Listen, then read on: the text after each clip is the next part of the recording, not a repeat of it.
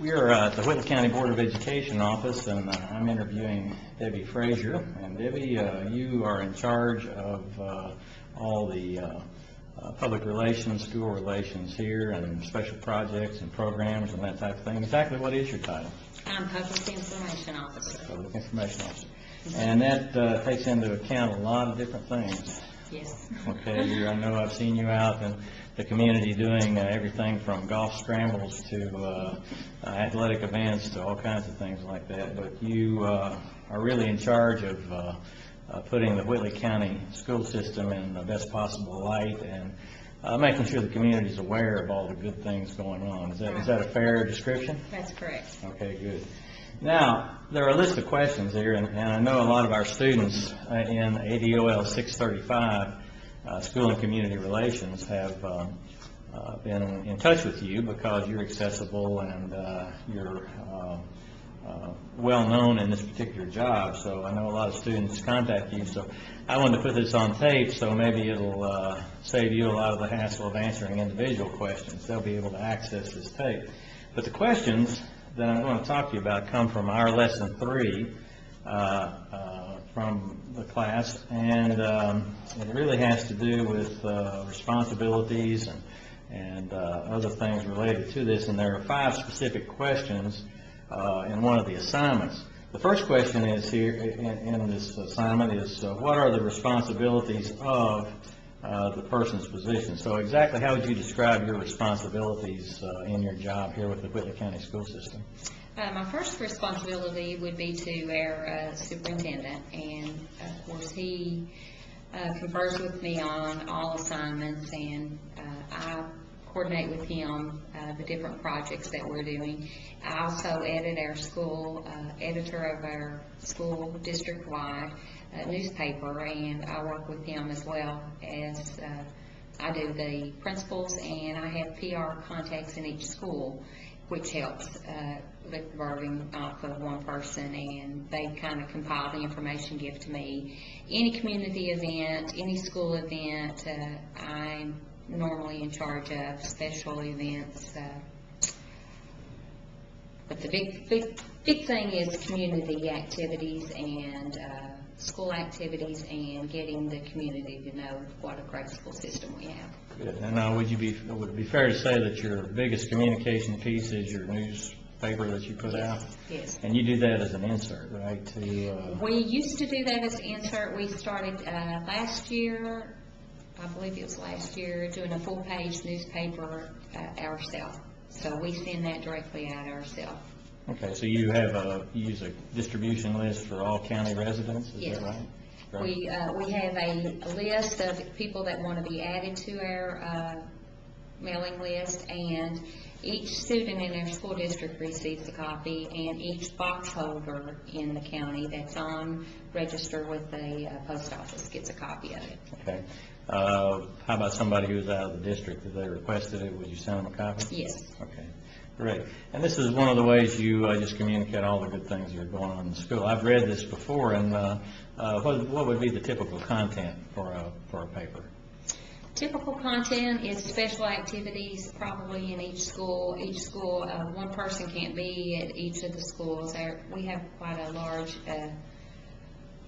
district, and each school is kind of responsible for special projects.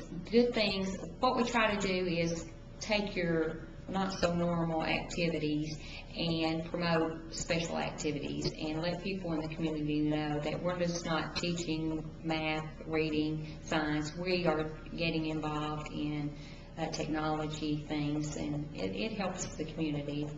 Very good. It's a good paper. I enjoy looking at it myself when it comes out. You do a very good job, and I know over time it's evolved. It's a much more involved process to put it together now than it used to be, I'm sure. How did you get into this work? I started out being the secretary to the superintendent, which led me into kind of the inside of how the school system really works. And our previous public relations coordinator, Jill Bird, she worked with the district quite a few years. I started doing on-the-job training with her, and as she found out that she was probably going to be leaving, I did actually hands-on training with her. And went to different classes as far as photo classes, journalist classes, and kind of just stumbled into it, took over her job. So most of your training has been on the job, right? Yes. Okay, well, good. Sometimes that's the best kind of training. Mm-hmm. You've actually had the hands-on experience. So let's say someone else came along to take on this job. What do you think the qualifications might be for another person? We're not wanting you to go.